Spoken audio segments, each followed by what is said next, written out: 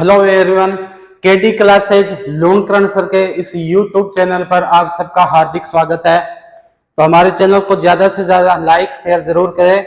आज हम class 10th के केमिस्ट्री का पहला चैप्टर है, कौन सा? रासायनिक अभिक्रिया एवं समीकरण। उसके लिए कुछ महत्वपूर्ण प्रश्न लेके आए हैं, उनके बारे में डिस्कशन करेंगे।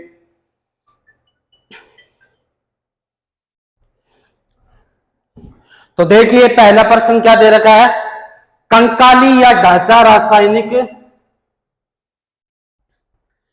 समीकरण किसे कहते हैं?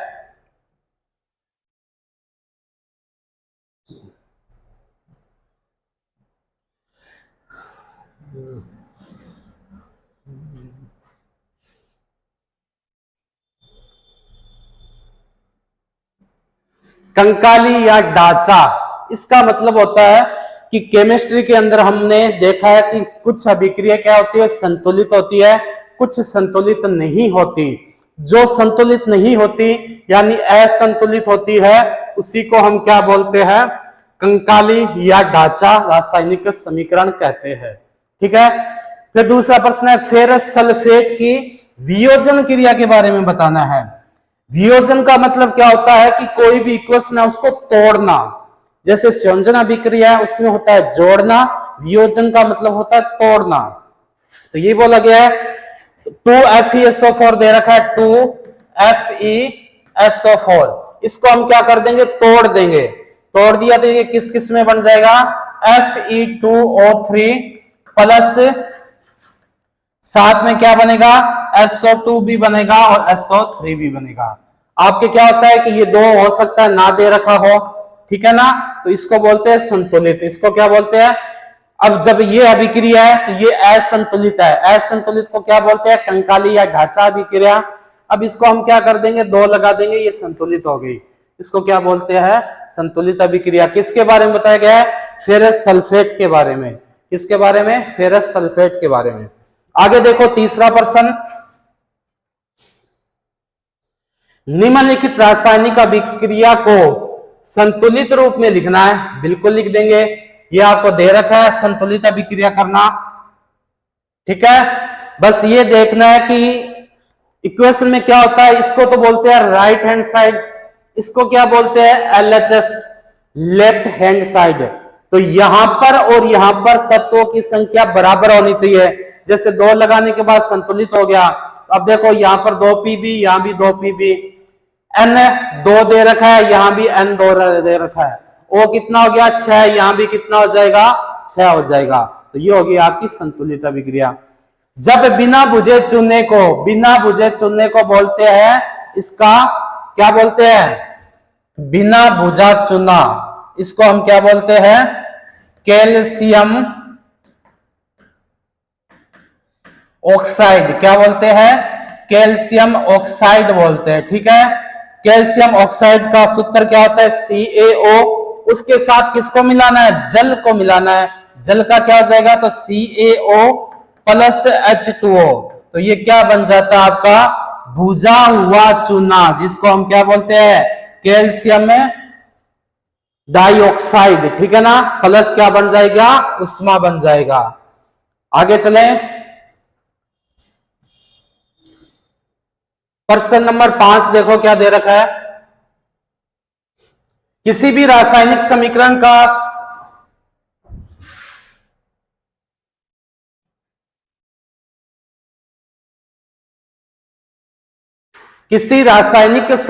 का संतुलन किस आधार पर किया जाता है?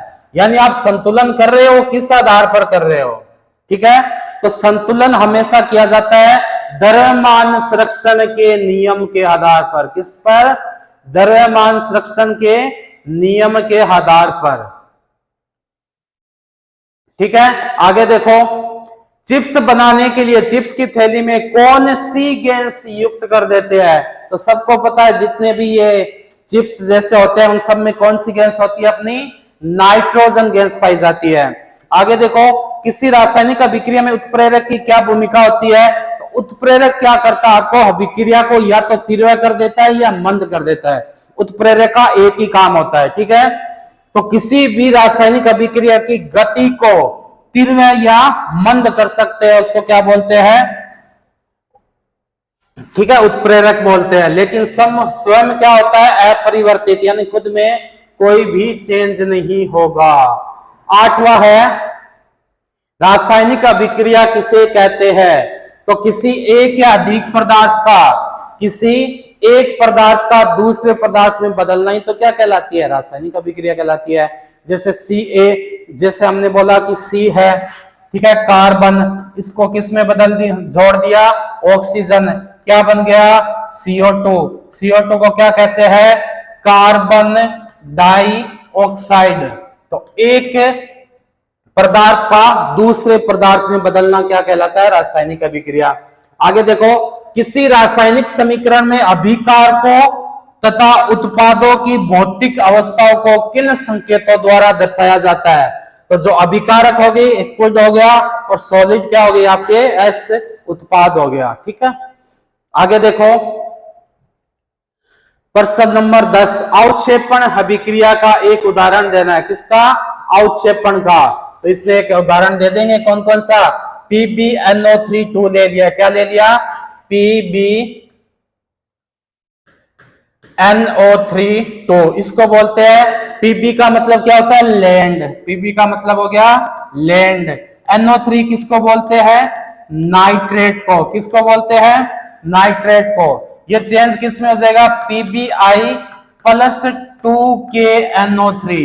Pb का मतलब वापस वही हो गया क्या, लैंड, और आयोडाइड, आई का मतलब क्या हो जाएगा आपका, आयोडाइड, ठीक है। उसी प्रकार के का मतलब आपको पता है क्या होता है, पोटेशियम, ऐसे क्या है, इक्वेशन भी याद कर सकते हो। NO3 आ जाए मतलब वापस क्या हो गया आपका, नाइट्रेट हो गया। तो किस में चेंज हो जाएगा, पोटेशियम नाइट्रेट में। अगला देखो, कैल्शियम ऑक्साइड को जल में घोलने पर उष्मा में क्या परिवर्तन होगा। तो पहले आप याद रखोगे कैल्शियम ऑक्साइड का फॉर्मूला क्या होता है, कैल्शियम, कैल्शियम मतलब सी, और किसको, ऑक्साइड में, को जल में घोलेंगे तो क्या हो जाएगी, उष्मा उत्सर्जित होती है, क्या होती है, उष्मा उत्सर्जित होती है।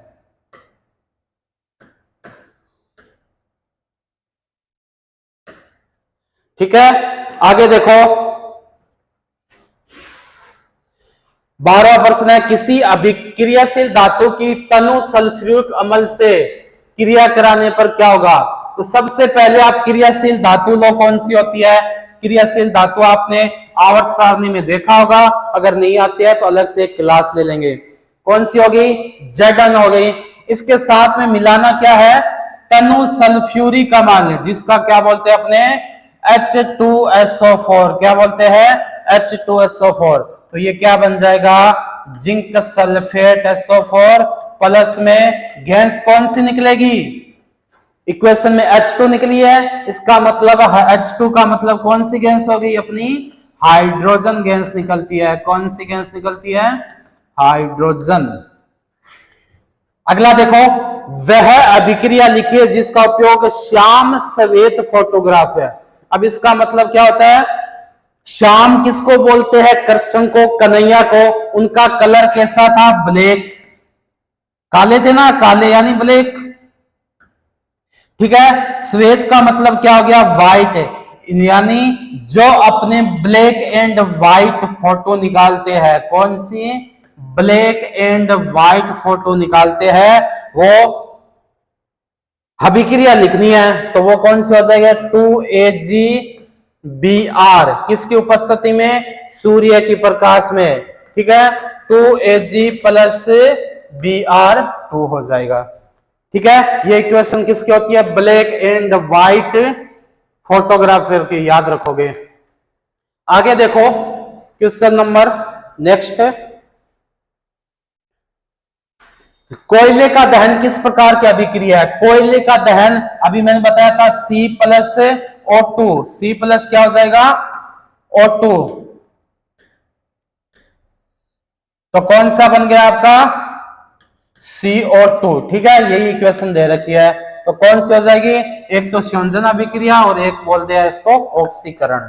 आगे देखो, PbSCuCl2 किस प्रकार की विक्रिया है, तो इसमें कैसे पता करेगा, देखो Pb यानी लैंड किसके साथ, CuCl2 के साथ, यहां क्या हुआ आपका Cl2 Pb के साथ आ गया, ठीक है, और जो Cu यहां था वो क्या हो गया, यहां पर अलग हो गया, इसको बोलते हैं विस्थापन, यानी एक के स्थान पर दूसरी आ गई, दूसरे के स्थान पर पहली आ गई, तो ये कौन सी अभिक्रिया हो जाएगी, विस्थापन।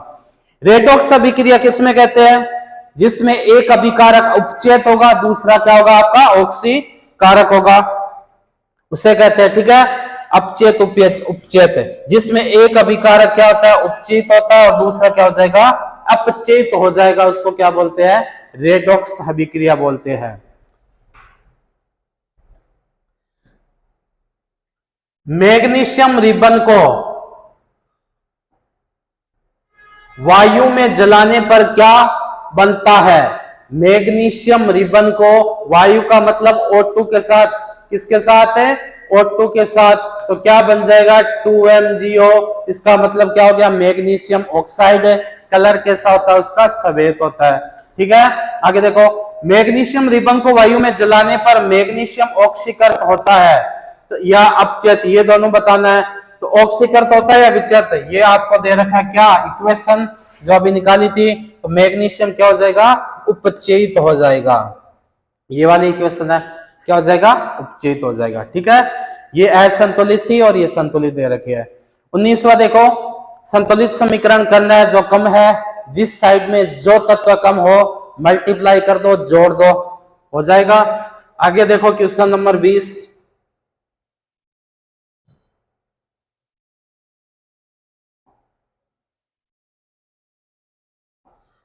N2 तथा H2 के अभिक्रिया का संतुलित समीकरण दे दीजिए, इसका मतलब है N2 और H2 को जोड़ना है, तो ये इक्वेशन हो गई N2 प्लस H2 बराबर क्या हो गया, NH2। आप देखोगे यहां पर N1 है, यहां 2 है, तो यहां 2 कर दो, अब यहां H4 हो गए, यहां कितने थे, 2 थे, तो इसमें 2 जोड़ दो, बन गई। आगे देखो, यहां 2 लिख देना। निम्न अभिक्रियाओं के लिए संतुलित रासायनिक समीकरण लिखिए।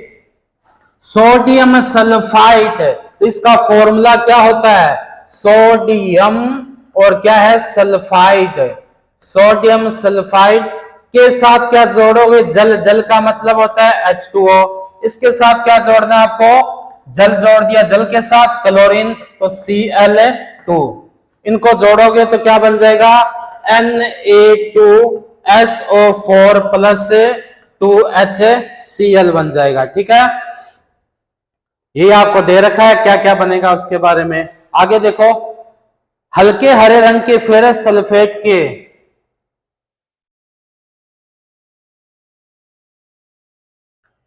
हल्के हरे रंग के फेरस सल्फेट, तो सबसे पहले क्या लिखोगे, फेरस सल्फेट के क्रिस्टलों को गर्म करने पर, क्रिस्टलों को गर्म करने पर क्या होगा, तो क्रिस्टल को जब करेंगे तो वो जल से निकलने के बाद कैसे हो जाते हैं, सफेद हो जाते हैं, तो ये क्या हो जाएगा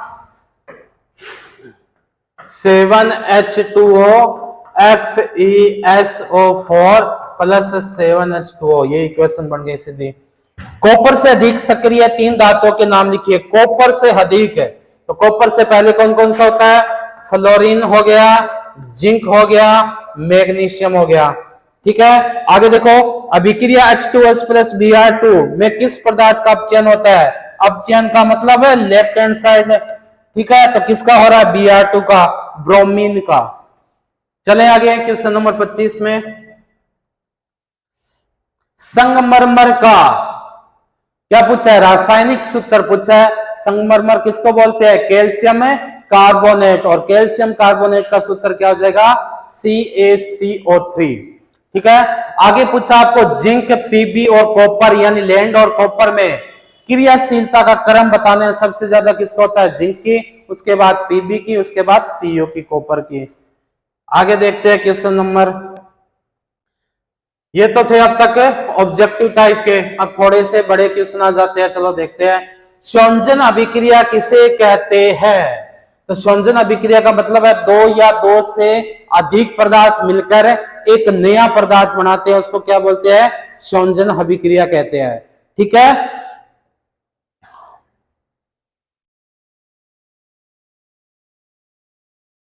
चलो देखते हैं आगे क्या दे रखा है। अभिक्रिया जिसमें दो या दो से अधिक पदार्थ मिलकर एक नया पदार्थ बनाते हैं। अभिकारक कौन से होते हैं? जो पदार्थ इक्वेशन में भाग ले रहे हैं। उत्पाद कौन से होते हैं? अभिक्रिया पूर्ण होने के बाद जो हमें उत्पाद मिलता है उसको बोलते हैं। तो संयोजन अभिक्रिया कहलाती है। उदाहरण है, आप बता देना, कैल्शियम ऑक्साइड बिना बुझा हुआ चूना होता है। ठीक है, और बुझा हुआ चूना कौन सा होता है? कैल्शियम हाइड्रोक्साइड होता है। दो याद रखोगे। बुझा हुआ तो हो जाएगा आपका कौन सा? Calcium hydroxide. ठीक है, और बिना बुझा हुआ कौन सा हो जाएगा? Calcium oxide. हाइड्रोक्साइड बुझा हुआ, ऑक्साइड बिना बुझा हुआ। ठीक है, और इसका उपयोग कहां करते हैं? CaOH2 का दीवारों पर सफेदी के लिए। तो आपको पूछे CaOH2 यानी कैल्शियम हाइड्रोक्साइड का उपयोग कहां किया जाता है? तो दीवारों पर सफेदी के लिए। आगे देखो, रेडॉक्स अभिक्रिया किसको बोलते हैं? जिसमें अभिकारक उपचयित भी हो अपचयित भी हो। पढ़ा था पिछली बार, तो ये हो जाएगा। तीसरा देखो, CuO+H2 में किस पदार्थ का ऑक्सीकरण और किस पदार्थ का अपचयन हो रहा है ये बताना है। तो H का तो क्या हो रहा है? आपका ऑक्सीकरण हो जाएगा, और CO का क्या हो जाएगा? अपचयन हो जाएगा। ये भी अपने पढ़ चुके हैं पीछे। आगे देखो, थोड़ा टाइम कम है इसलिए जल्दी जल्दी कर रहे हैं। ठीक है, अगर आपको पार्ट भी समझना, अभी तो क्या ओनली प्रश्न उत्तर कर रहे हैं, तो आप अपने कमेंट बॉक्स में नीचे बता सकते हो। उसके बाद अपने क्या सारा का सारा पार्ट भी समझ सकते हैं ना, चैप्टर वाइज भी। अभी ओनली प्रश्न है जिनके आंसर भी आपको दे रखे हैं। विस्थापन अभिक्रिया किसे कहते हैं? बता दोगे?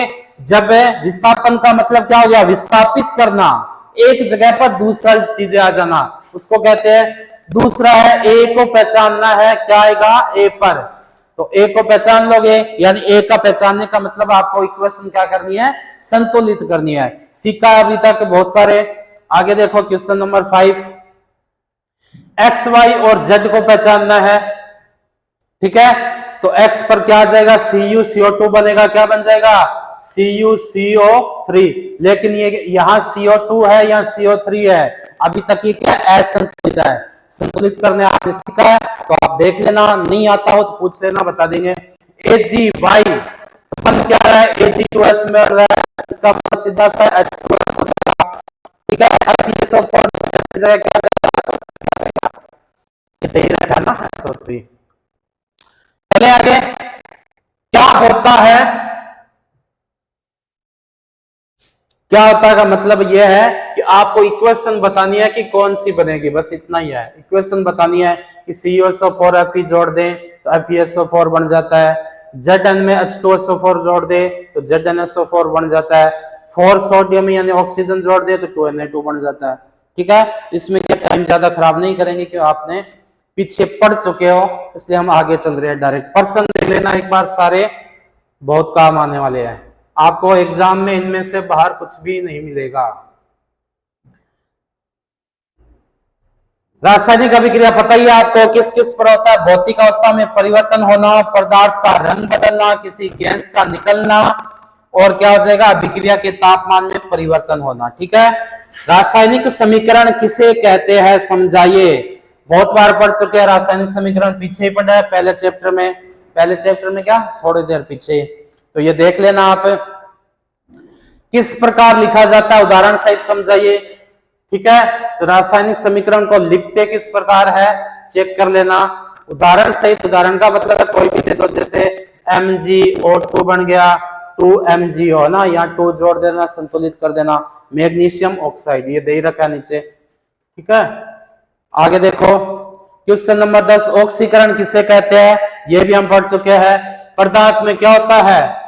ये आपका इंपॉर्टेंट भी है, ऑक्सीजन। ठीक है, तो क्या होता है ऑक्सीकरण? वह रासायनिक अभिक्रिया जिसमें पदार्थ ऑक्सीजन की क्या होती है, वृद्धि होती है, हाइड्रोजन की क्या होती है, कमी होती है। याद रखना, ऑक्सीकरण, ऑक्सीकरण है, ऑक्सीजन की क्या होगी, आपकी वृद्धि होगी, हाइड्रोजन की कमी होगी। ठीक है, अब चेन हो जाएगा, उसमें जस्ट उल्टा हो जाएगा, क्या हो जाएगा, हाइड्रोजन की वृद्धि हो जाएगी और ऑटो की क्या हो जाएगी, कमी हो जाएगी। ये भी याद रखोगे। आगे देखो क्वेश्चन नंबर 11, एक डिश में कॉपर चूर्ण लेकर गर्म करने पर क्या परिमाण प्राप्त होते हैं, लिखिए। तो कॉपर को गर्म करेंगे किसके साथ, O2 के साथ, तो कॉपर ऑक्साइड बन जाएगा। ये चीज है, कॉपर चूर्ण को गर्म करने पर कॉपर चूर्ण की सतह पर कॉपर ऑक्साइड की काली परत चढ़ जाती है। कैसी परत है, काली परत है। यह काला पदार्थ क्या होता है, ऑक्सीजन के योग से बनता है, और किसके अंदर है, कॉपर में ऑक्सीजन के योग से बनता है। यदि गर्म CuO यानी कॉपर ऑक्साइड पर हाइड्रोजन गैस प्रवाहित करे, कौन सी गैस, हाइड्रोजन गैस, तो क्या होगा, तो हाइड्रोजन गैस करेगा, ये दे रखा होगा। ठीक है, तो क्या हो जाएगा, इसका रंग भूरा हो जाता है, याद रखोगे, तथा कॉपर प्राप्त होता है Cu। ठीक है, चले आगे। प्रश्न नंबर 13 देखो, रासायनिक समीकरण लिखनी है। ठीक है ना, आयरन का मतलब क्या होता है, Fe फ्लोर, आयरन का क्या होता है, Fe होता है, किसके साथ, भाप, भाप यानी जल के साथ बना दोगे। सोडियम यानी Na हो गया, किसके साथ है, जल के साथ। जिंक क्या हो गया, Zn हो गया, किसके साथ है, सल्फ्यूरिक अम्ल यानी H2SO4 के साथ। 14 नंबर देखो, क्या होता है जब केवल रासायनिक समीकरण देनी है। ठीक है, तो इसमें आप है ना ये याद रखोगे, इंपॉर्टेंट है। एक तो है चूने का पानी, ठीक है ना, चूने का पानी वेरी वेरी इंपॉर्टेंट है, इसका सूत्र याद रखोगे। उसके अलावा ब्लीचिंग पाउडर, ये भी इंपॉर्टेंट है, इसका भी याद रखोगे। ठीक है, और भुजा हुआ चूना, ये भी इंपॉर्टेंट है। ये तीनों आप याद रखोगे, एक इक्वेशन पक्की पूछेंगे, चाहे सूत्र पूछे कुछ भी पूछे। चले आगे क्वेश्चन नंबर 15 में देखो, एक परख नली में रखे बेरियम क्लोराइड के विलयन में सोडियम सल्फेट मिलाने पर आप क्या परीक्षण करेंगे, ये बताना है। किस में मिलाना है, एक परख नली में रखे बेरियम क्लोराइड, किसमें,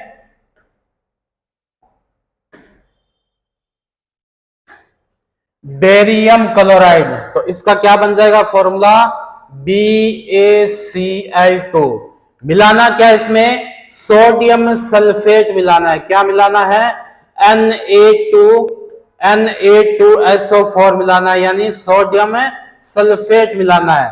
तो ये पूछ रहा है क्या बनेगा, तो आपको पता है BaSO4 जिसको बोलते हैं बेरियम सल्फेट, और साथ में क्या बन जाएगा, 2NaCl यानी सोडियम क्लोराइड। ठीक है, ये क्वेश्चन दे रखी है यहां पर।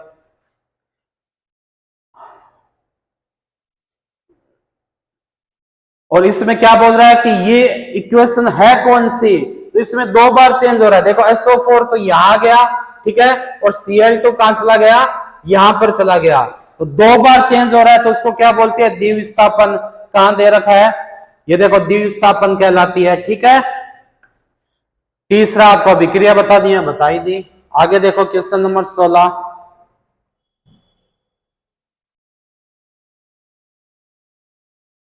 विरंजक चूर्ण की तनु हाइड्रोक्लोरिक अम्ल, विरंजक चूर्ण कौन सा होता है, CaOCl2।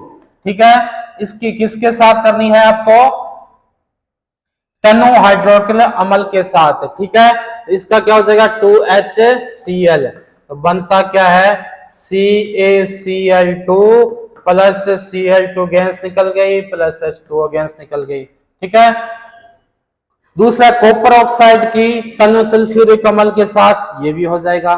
ठीक है, कर लोगे। तीसरा सोडियम के एक छोटे टुकड़े को एथेनॉल में डालने पर क्या होता है, अभिक्रिया देनी है। चौथी, निम्नलिखित में से वह कौन सी धातु है जो गर्म जल से क्रिया करती है, यानी गर्म से तो क्रिया करेगी लेकिन ठंडे से वो कभी नहीं करती, आपको पता ही है मैग्नीशियम होती है। आगे देखो, दीवारों पर सफेदी करने के 2-3 दिन बाद दीवारों पर चमक क्यों आ जाती है? तो क्यों आ जाती है? क्योंकि इसमें यूज किया जाता है भुजा व चूना CaOH2। ठीक है, कैल्शियम हाइड्रोक्साइड वायु में उपस्थित ये बताया गया है। आगे देखो, उष्मीय वियोजन किसे कहते हैं? तो उष्मा द्वारा दी गई वियोजन यानी उष्मा द्वारा टुकड़ा करना, ठीक है, अलग करना, उसी को क्या बोलते हैं? उष्मीय वियोजन कहते हैं। क्वेश्चन नंबर 19वां देखो, और ये लास्ट क्वेश्चन है, क्या है? संतुलित करना है, ठीक है ना, तो ये भी इंपॉर्टेंट है, संतुलित का भी आएगा। अब देखो संतुलित करोगे कैसे? जिसमें CH4Cl है, Cl2 है, इधर क्या दे रखा है? CH3Cl और HCl। अब ये चेक करो कि यहाँ पर क्लोरीन कितना है, तो क्लोरीन 2 और 1 3, यहाँ पर कितना है? 1 है, 1 2 ही आया है, और मुझे क्लोरीन कितना करना है? 3 करना है, तो मैंने यहाँ 2 कर दिया। H यहाँ कितने हो गए? 6 हो गए, 4, यहाँ H कितने हैं? 4 ही है, तो यहाँ कर देंगे 2, 6 हो गए। ठीक है, अब देखो HCl यहाँ हो गया, बस संतुलित हो गई। तो ये बहुत बता चुके हैं। तो पहला पार्ट कोशिश की है कम से कम टाइम में ज्यादा से ज्यादा प्रश्न किया जाए, ओनली प्रश्न उत्तर कर रहे हैं। अगर आपको क्लासेस भी देखनी है डिटेल में तो भी वो डाल देंगे। मिलेंगे कल, तब तक के लिए धन्यवाद, जय हिंद।